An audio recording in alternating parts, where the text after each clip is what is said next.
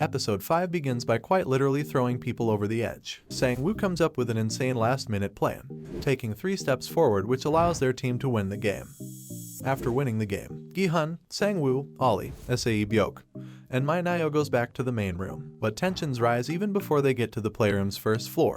In the elevator that takes them to the platform, player 244 drops to his knees, praying for the Lord that has allowed them to live, an annoying 240 in the process, as the team of unlikely winners arrives at the main room.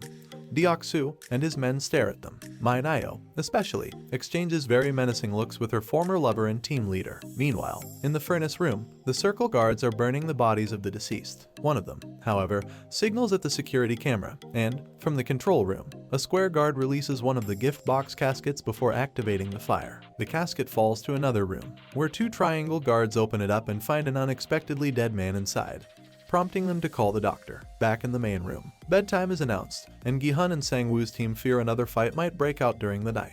It's Gi-hun that comes up with a solution for the problem. Instead of attacking others or waiting to be attacked, they should build a barricade and take turns standing guard to make sure they'll all live to see another day. They barricade themselves for a better chance of survival. At the barricade, the first 2 on guard duty are Ollie and Sang-woo, who bond over shared food and Ollie's life story. Still thankful for the help Sang-woo offered him when they were taken back to the city and for what happened at the tug-of-war. Ollie offers the former businessman a corn cob he saved from his dinner. Sang-woo splits the corn cob in 2 and tells Ollie to stop calling him sir, officially turning their relationship into a friendship. At the control room, a square guard watches as the doctor and a triangle guard move through the colorful maze of staircases, erasing the footage afterwards. In the operating room, Jun-ho finds a pile of bodies inside gift box caskets beside a table that is being used by the doctor to cut a man up. 2 triangle guards watch over him, and one of them complains about 29 seconds absence the other night. Number 28 comes to his defense once more and tells the doctor to hurry up, reminding him that they provide him with information on the upcoming games in exchange for his work. In the first location, Gi-hun and player 1 take over Sang-woo and Ollie after their shift ends. Gi-hun hallucinates a smoke bomb being thrown inside the room and policemen appearing out of the blue to beat up a group of people. The old man crawls over to him and calls out his name. Gi-hun tells one a little bit about his life before the game, more specifically about a strike he took part in at a car factory where he used to work. After being unjustly fired, the workers occupied the factory the same day Gi-hun's daughter was born. Gi-hun says he saw a friend of his die on that day. During the conversation, Gi-hun notices there's something wrong with one and realizes that he has a fever. He helps the old man lie down, and Sae-Byeok gives him a bottle of water to help lower the fever,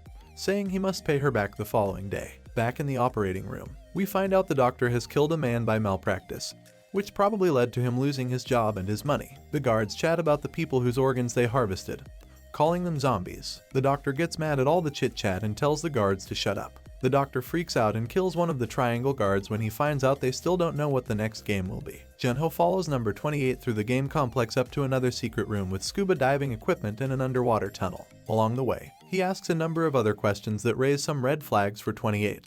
And, upon reaching the secret room, the guard pulls out a knife at Jun-ho and demands to see his face. Jun-ho obeys, but pulls out his gun and tells the guard to take off his mask as well. The guard reveals that there are files at the front man's room containing information on all the players. As Jun-ho is about to lower his gun, the guard says he can keep the money from the organs if he wants to. Disgusted, Jun-ho shoots him in the head. In the game complex, the doctor runs through the staircases, chased by the surviving triangle guard. The 2 of them arrive at the huge playground from the second game.